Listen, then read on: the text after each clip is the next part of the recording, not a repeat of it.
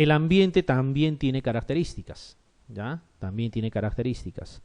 Por ejemplo, si hablamos de temperatura, nada más, en zonas con temperaturas cercanas al cero, ni pensemos que vamos a encontrar malaria. La malaria necesita, por ejemplo, cuerpos de agua más o menos a 22 grados centígrados para que pueda servir de criadero, para que pueda reproducirse el vector transmisor, más o menos 22 grados centígrados, ¿ya? De forma permanente.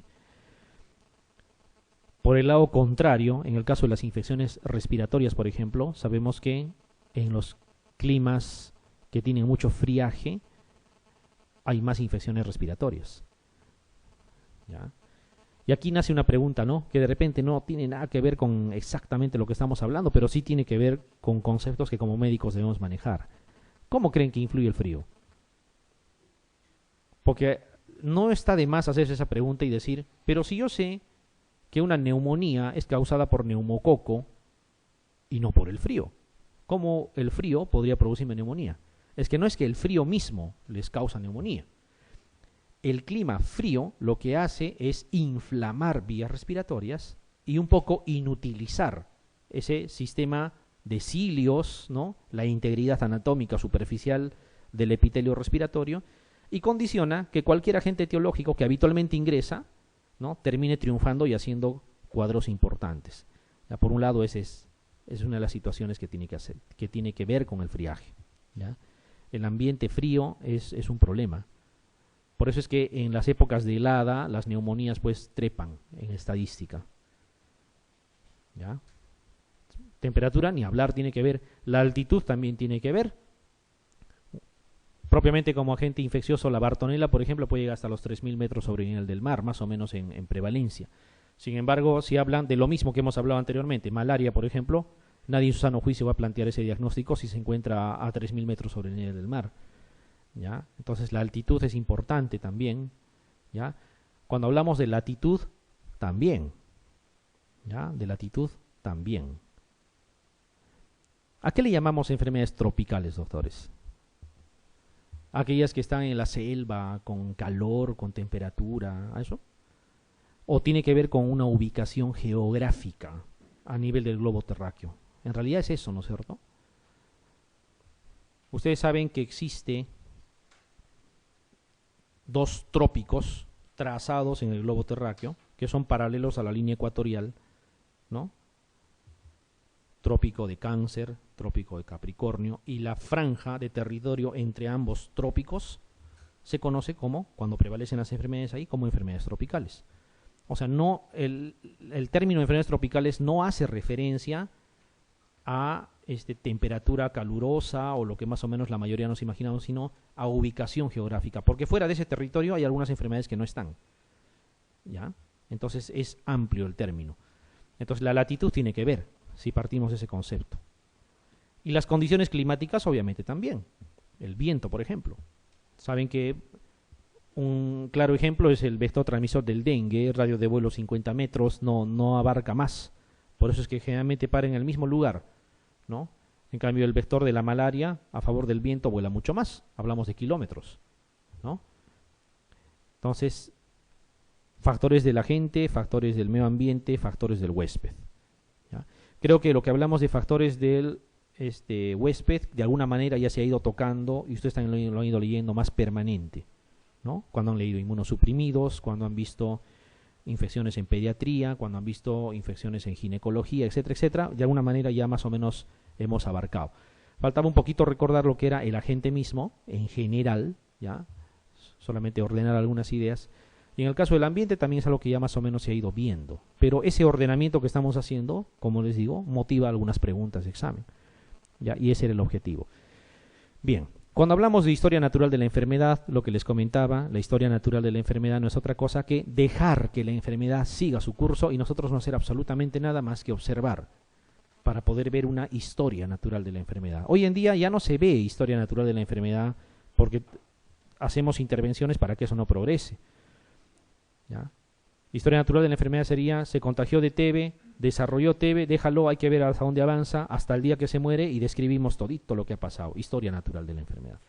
Hoy en día ya sabemos que hacemos intervenciones, sobre todo de tipo terapéutico, con la idea de que eso no siga una evolución natural.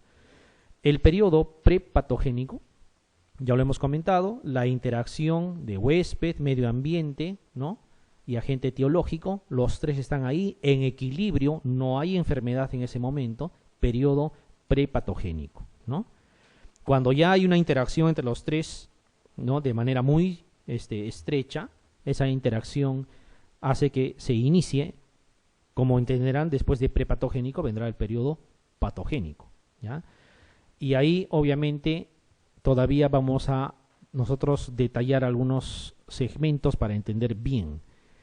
Cuando hablamos de periodo de ventana, cuando hablamos de incubación, cuando hablamos de algunos otros términos. De forma general, una de las cosas que más pueden preguntar es el famoso periodo de ventana. ¿Qué cosa es el periodo de ventana? Lo importante es, como les digo, que tengan el concepto para que puedan enfocar la pregunta. Porque si van a tener la definición, que es otra cosa, lo que vamos a hacer es recordar con mucha exactitud la definición, y de tal manera que si nos cambian algo no vamos a poder, digamos, afrontar con éxito.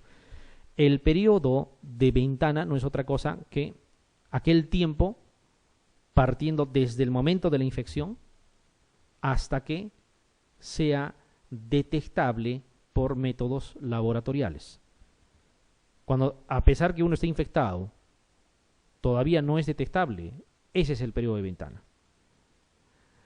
Por ejemplo, en el caso del VIH,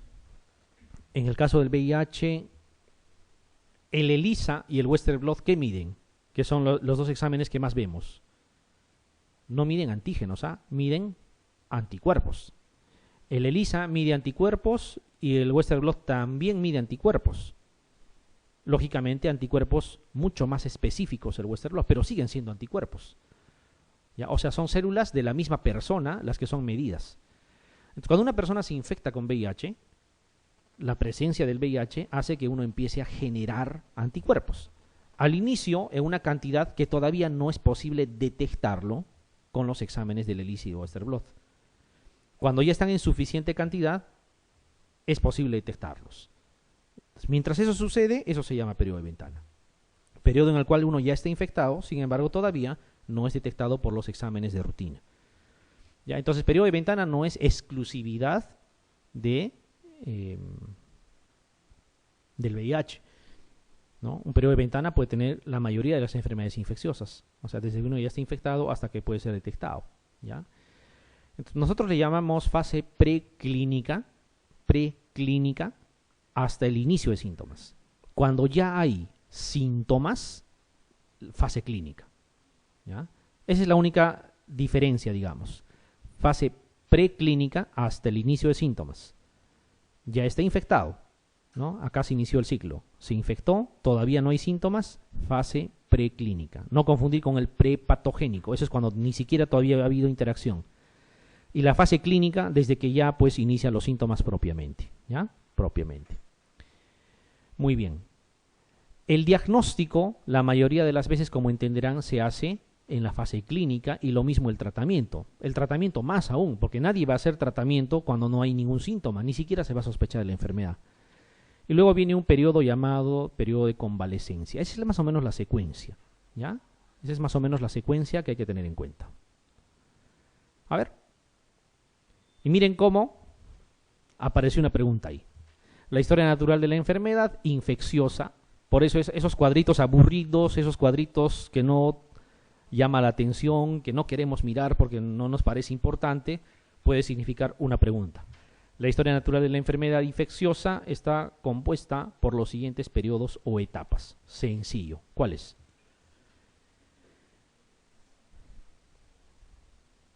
Acá dice, por ejemplo, prepatogénico y patogénico. ¿Marcarían eso? Porque dice, la historia natural de una enfermedad infecciosa está compuesta por los siguientes periodos o etapas. A ver, alguien dice C, ¿no es cierto? O sea, preclínico, clínico y convalecencia. Y el otro dice, ¿es D. Prepatogénico, patogénico y convalecencia. Miren cómo estaba, ¿no? Historia natural de la enfermedad. Alternativa. Prepatogénico, patogénico y convalecencia. ¿Qué es lo que puede inducirles a error? Alguien puede decir, como dice historia natural de la enfermedad, en el prepatogénico todavía no hay nada, o sea, puede uno confundir, cuidado. Historia natural de la enfermedad es desde que hacen su aparición todos. Periodo por eso se llama prepatogénico, pero ya es parte de la historia natural de la enfermedad. Acá propiamente ni siquiera ha habido infección todavía, ¿ya? Pero ya están presentes agente, medio ambiente y huésped. Todo esto de aquí hasta la completa recuperación, por ejemplo, por decirlo de una manera, es historia natural de la enfermedad. Entonces, preguntas a tenerlas en cuenta, ¿ya? En el periodo patogénico propiamente hay todavía algunas otras cosas más que hay que tener en cuenta. La transmisión, ya lo hemos tocado, ¿no? Ya lo hemos comentado. Viene incubación. ¿Qué cosa es el periodo de incubación? ¿Qué concepto le darían al periodo de incubación? ¿En el periodo de incubación hay síntomas? En absoluto. Por si acaso, ¿eh? En el periodo de incubación no puede haber síntomas. Entonces, uno ya está infectado, ausencia de síntomas. Periodo de incubación. ¿Ya? Está multiplicándose, se está replicando el agente etiológico. ¿Qué cosa es prodromos? Yo sé que todos han usado hasta el cansancio. Está en prodromos de trabajo de parto. Dígame, pues, ¿qué es prodromos?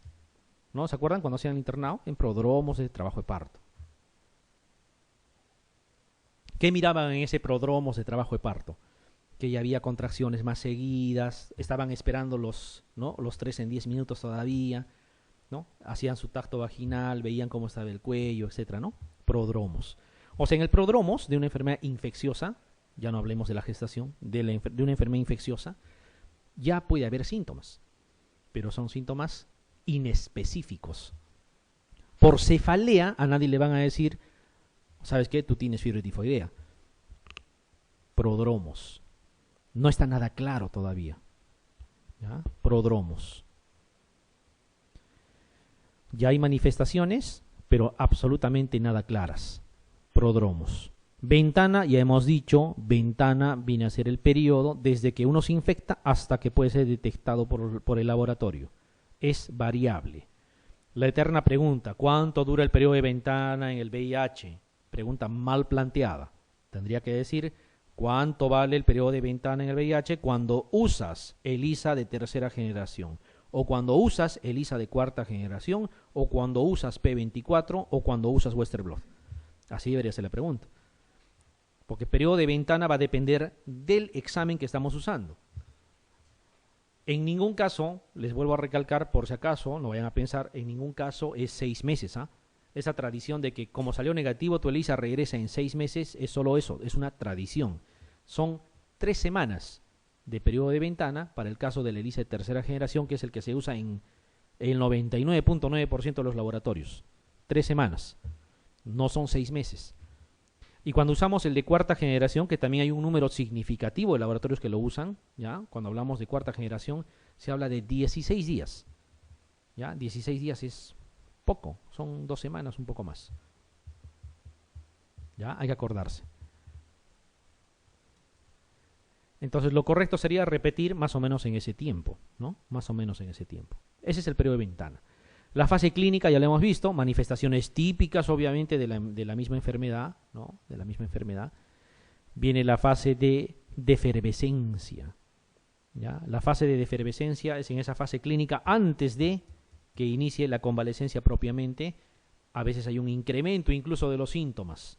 Al final ya cuando uno va, como decir, la última jugada que está haciendo la gente. Ojo, estamos hablando de historia natural. No esperen ver que si ustedes dan tratamiento, ver de efervescencia, todo lo demás. Probablemente no lo van a ver porque ya lo están tratando. Historia natural de la enfermedad. Hubo un trabajo hace algunos años de sífilis, ¿no? Que hicieron a nivel mundial. Fue criticado y fue suspendido. Se estaba haciendo observación nomás a los que tenían sífilis. Como si fuera un campo de concentración, algo así.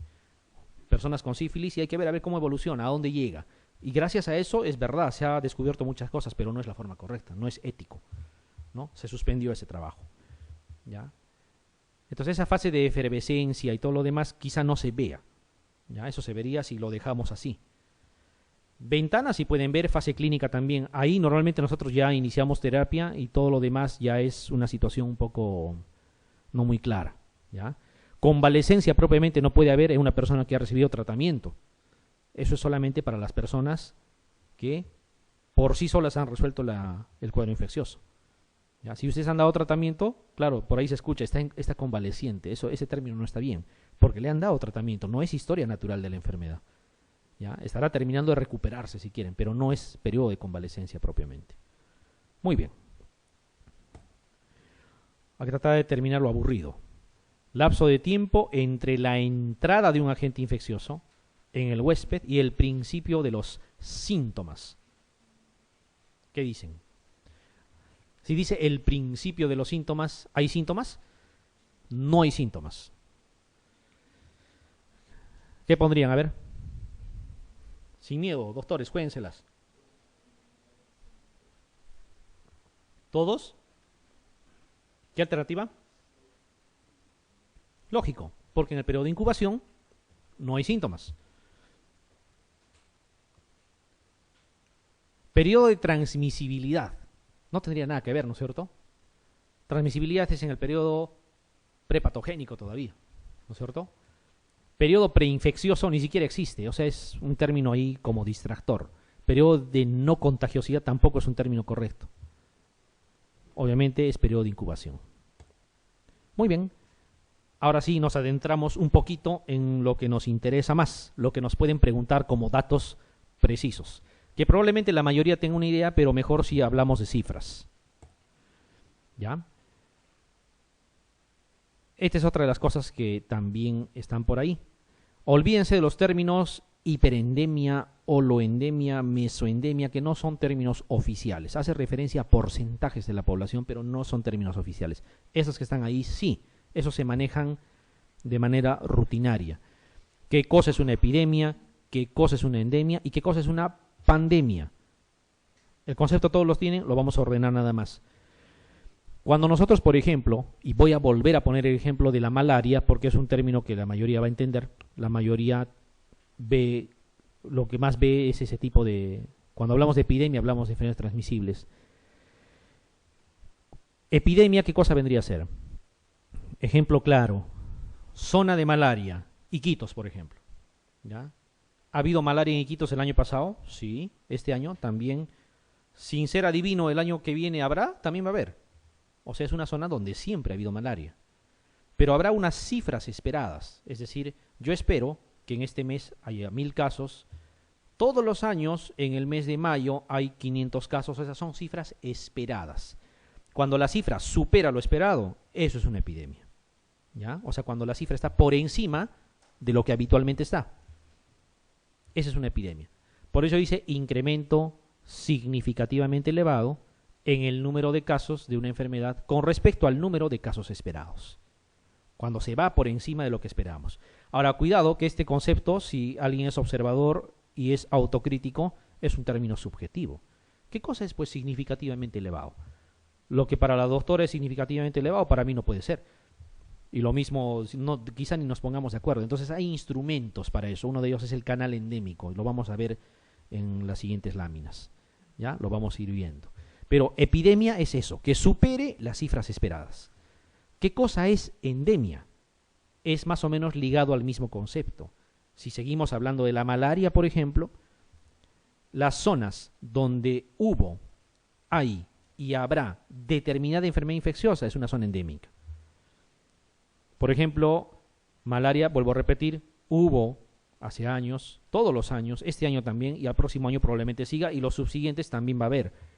Iquitos es una zona endémica de malaria, por ejemplo. ¿Ya? La cuenca amazónica es una zona endémica de dengue, siempre hubo dengue. Va a seguir habiendo dengue. ¿Ya? Y hay otras zonas también, por ejemplo, la zona de Abancay es una zona para hepatitis B en el Perú. La zona de Ayacucho es una zona para HTLV1 en el Perú. La zona de Ancash es otra zona endémica para Bartonella en este caso. Entonces, eso es una endemia. ¿Ya? Es un proceso patológico, una enfermedad infecciosa que se mantiene a lo largo de mucho tiempo en una población o zona geográfica. Ejemplo, Bartonella en Ancash, Todos los últimos años ha habido, este año sigue reportándose casos, al próximo año seguirá habiendo, ¿no? Las cuencas, esas 14 cuencas hidrográficas en el Perú que están descritas como zonas exóticas para fiebre amarilla, son zonas endémicas también para fiebre amarilla. Siempre ha habido, hay y probablemente siga habiendo fiebre amarilla. Esa es una endemia, tiene que ver con territorio. Y una pandemia es una mezcla de ambas cosas. Tiene que ver con territorio y tiene que ver con cifra, ¿ya? Una pandemia no es otra cosa que una epidemia, pero en territorio grande, ¿ya? Por eso es que si lo ordenamos mejor, dice, es una epidemia a lo largo de un área geográficamente extensa, sea o incluso un continente o hasta todo el planeta, ¿ya? Imagínense, por ejemplo, el mismo ejemplo que estamos comentando. Tenemos Bartonella en Ancash, pero por algún motivo, Dios no quiera, empieza a haber más cantidad de lo habitual. Entramos en una epidemia, ¿sí? Por algún motivo desconocido, se sale de Ancash. Empieza a haber en Lima, empieza a haber en Ica, empieza a adentrarse a la zona de sierra. O sea, empieza a crecer el territorio donde se da la epidemia. ¿Es una epidemia? Sí, es una epidemia, pero está afectando territorio amplio. Se sale del Perú, todo el Perú abarca, y se va hacia Brasil, y se va a Chile, a todo lo que tenemos alrededor. Eso es una pandemia, o sea, abarca territorios amplios simultáneamente, ¿ya? Y a manera de epidemia. Perdón, no, la primera parte no la escuché, doctor.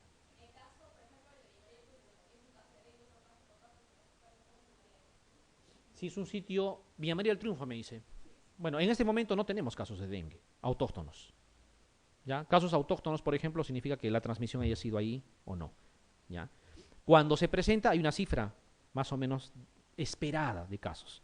Pero, por ejemplo, que haya 100 casos en una semana no es natural, eso es una epidemia. Ahora, en zonas donde nunca ha habido un solo caso, es epidemia. Un solo caso, porque nunca ha habido, o sea, está por encima de lo esperado. Y hay 3 enfermedades que la presencia de un solo caso es epidemia. Un solo caso, ¿ah? Haya o no haya habido. Ejemplo, ¿cuáles eran, doctor? Cólera, peste y fiebre amarilla. Las 3 cosas. Un solo caso de fiebre amarilla es epidemia, donde se presente. Un solo caso de cólera es epidemia de cólera, donde se presente. Y un solo caso de peste también.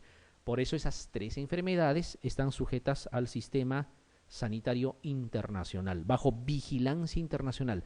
Enfermedades de notificación inmediata, no obligatoria siquiera, sino inmediata. Caso captado, caso que se reporta, ¿ya? Pero vamos a tener su lámina respectiva para comentar el caso. A ver aquí, dice la presencia de nuevos casos. Miren, las preguntas son así de sencillas. La presencia de nuevos casos de enfermedad en un número superior al esperado se denomina.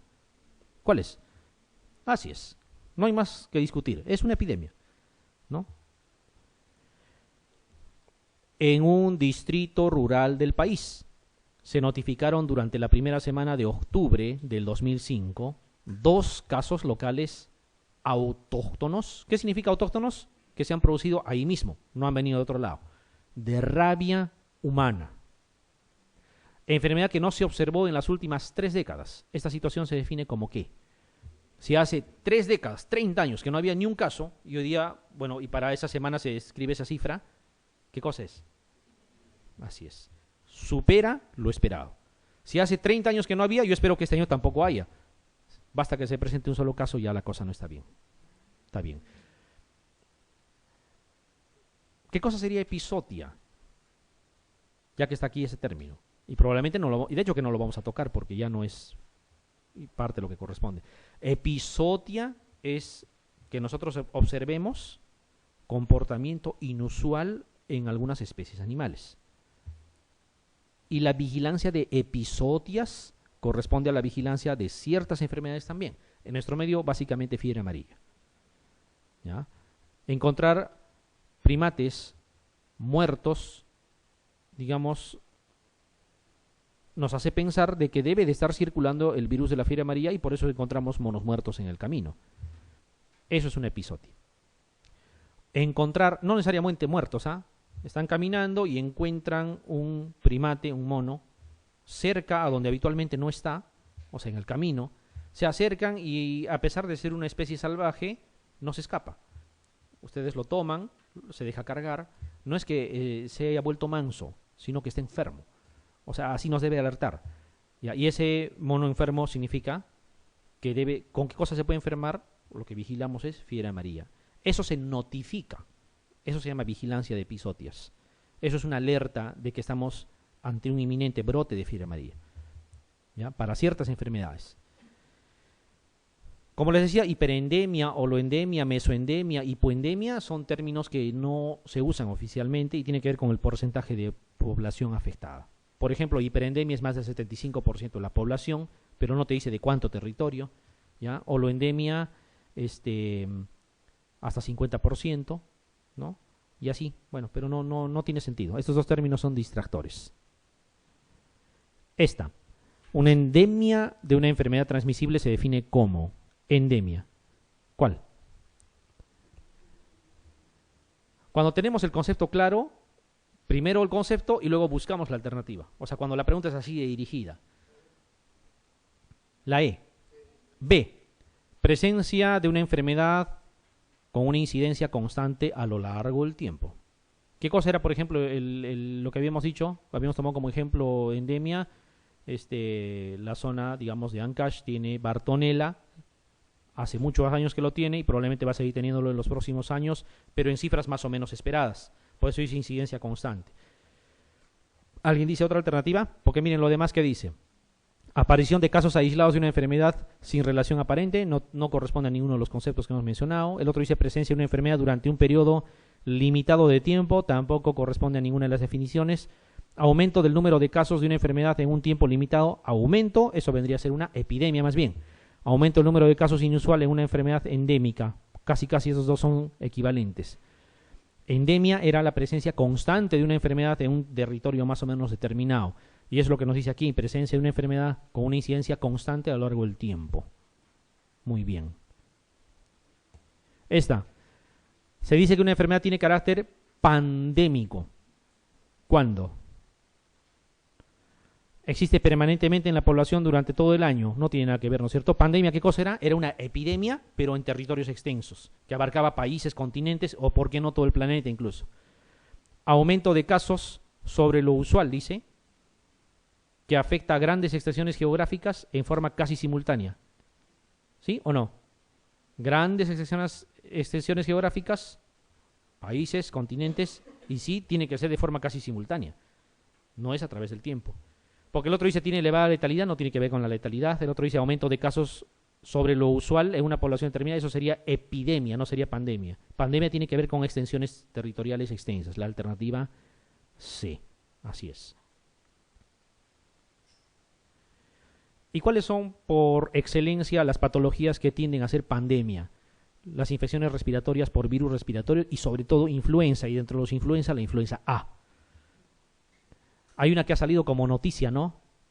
El H5N7, como noticia. Nuevo, dicen, no es nuevo, ¿eh? El 2009 estaba descrito.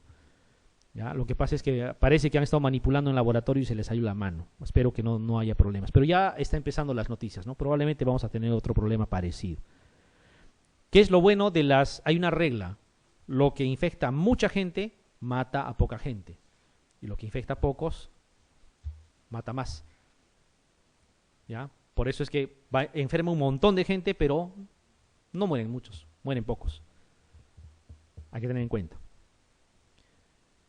Si ustedes suman los 11 muertos, creo que ha habido, del H1N1 a lo largo de toda la epidemia que ha habido en el Perú, no igualan a lo que se muere la gente en un día por accidentes de tránsito. Entonces, mucha alarma, de verdad.